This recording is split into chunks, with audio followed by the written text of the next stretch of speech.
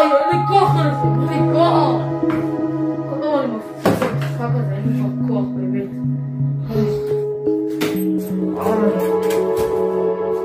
מה אני אעשה? אני פשוט אלך לשם. הרבה את המחשב.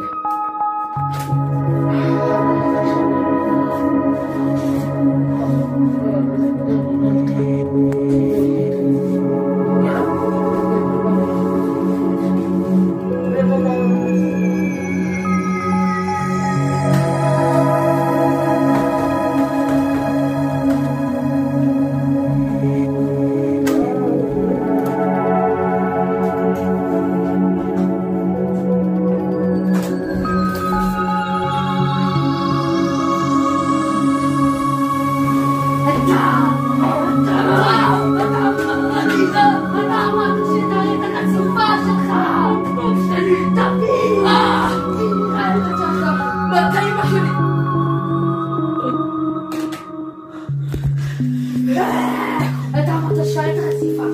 טוב, רק אתה מצלי, טוב, אם אתה מתקש. אז ככה אני נראה.